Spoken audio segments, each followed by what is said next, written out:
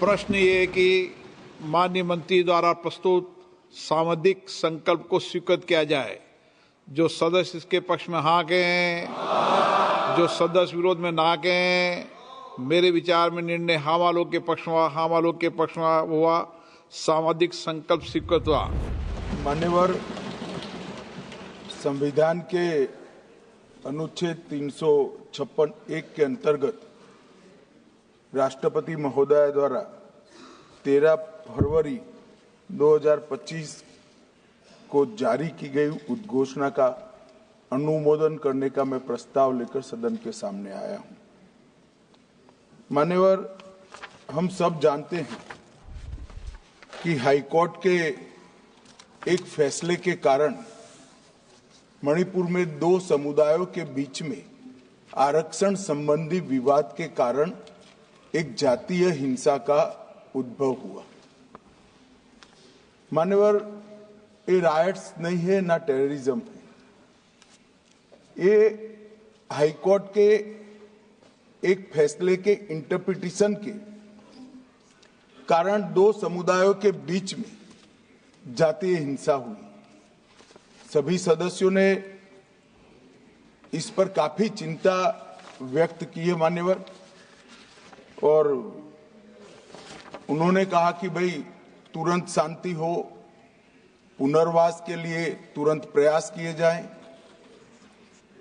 केसों की न्यायिक जांच हो और जो पीड़ित है उनकी पीड़ा कम करना और उनका जो नुकसान हुआ है इसकी भरपाई होनी चाहिए।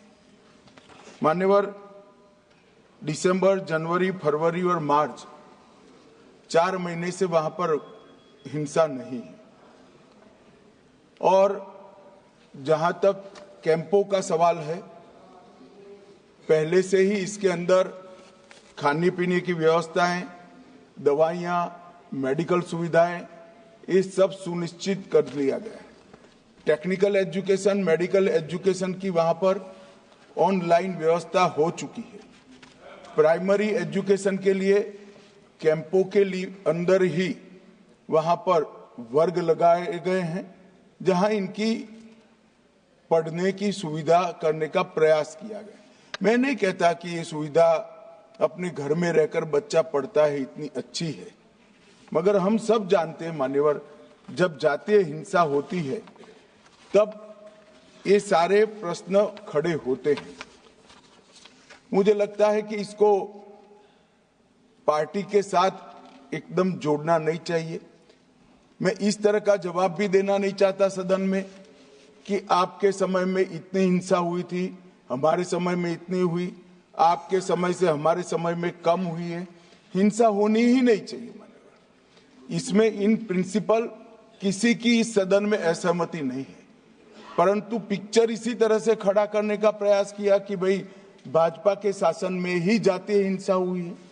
मान्यवर, मैं 2-3 चीजों पर ध्यान आकर्षित करना चाहता हूं। पहले मैं सिर्फ मणिपुर की ही बात करूंगा। मणिपुर में 1993 में जातीय हिंसा हुई, नागा कुकी संघर्ष हुआ।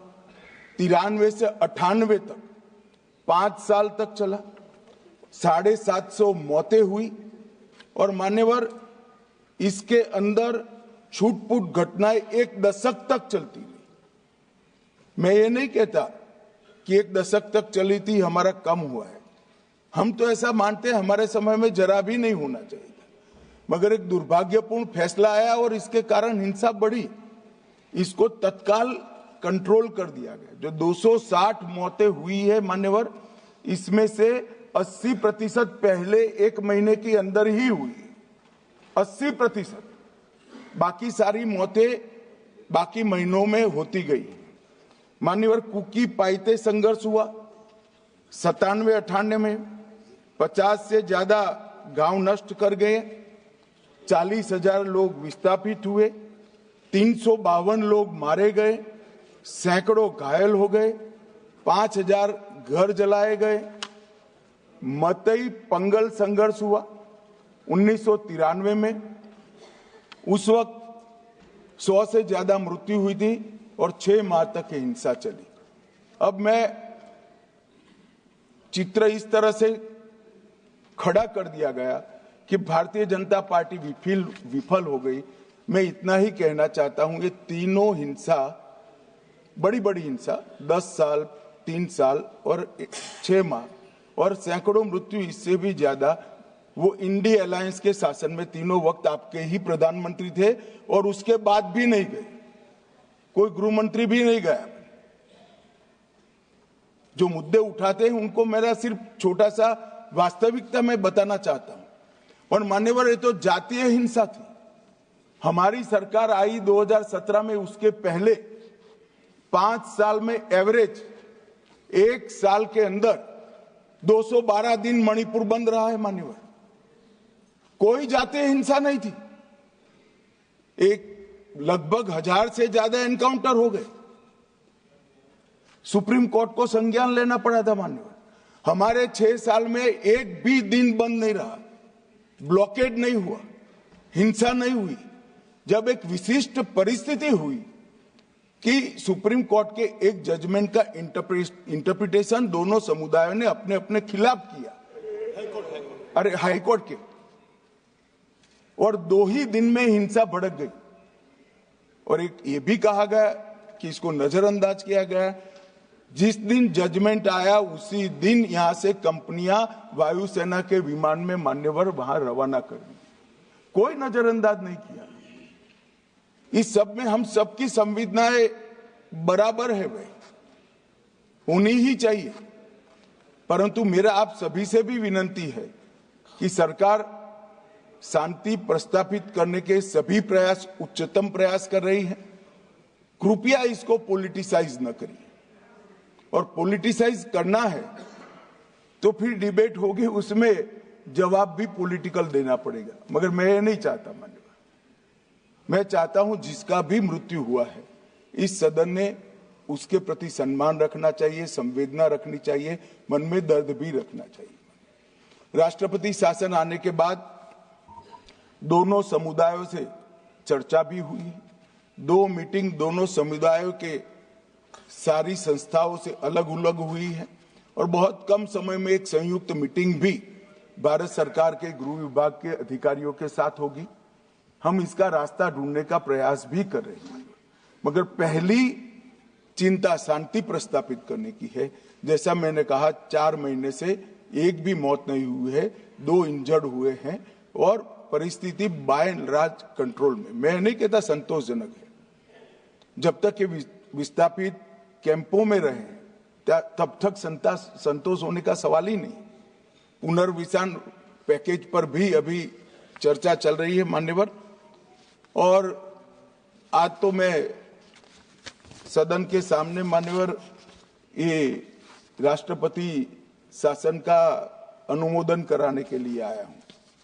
ये कहा गया कि अविश्वास प्रस्ताव, कोई अविश्वास प्रस्ताव रिकॉर्ड पर नहीं मान्यवर। कांग्रेस पार्टी के लिए अविश्वास प्रस्ताव लाने के लिए इतने विधायक ही नहीं है कि वो अविश्वास प्रस्ताव ला।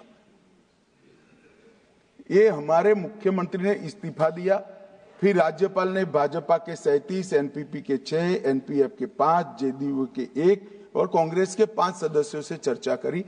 जब बहुमत सदस्यों ने कहा कि हम सरकार बनाने की स्थिति में नहीं है, तब राष्ट्रपति शासन की कैबिनेट ने अनुशंसा की, जिसको राष्ट्रपति महोदय ने स्वीकारा। और जो सुप्रीम कोर्ट का जजमेंट है, इसके हिसाब से मैं 2 माह के अंदर इसका अनुमोदन लेने के लिए आया हूं। मेरा सदन के सभी सदस्यों से विनंती है कि सरकार चाहती है कि जल्द से जल्द शांति हो, जल्द से जल्द पुनर्वसन हो, और जो जख्म लगे हैं उस पर मरहम भी लगाया जाए। कृपया सभी दल एक मत होकर ये राष्ट्रपति शासन के निर्णय का अनुमोदन करें, ऐसा मैं आपके माध्यम से विनंती करना चाहता हूं।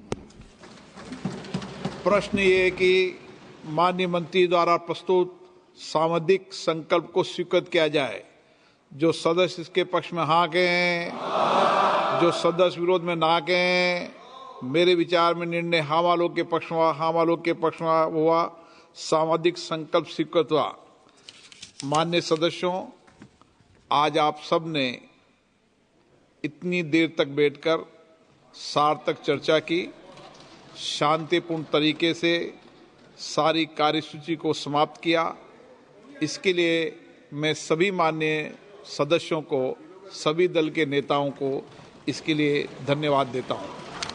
सभा की कार्रवाई आज दिनांक 3 अप्रैल 2025 को प्राप्त 11 बजे तक के लिए स्थगित की जाती है। आज ही कहा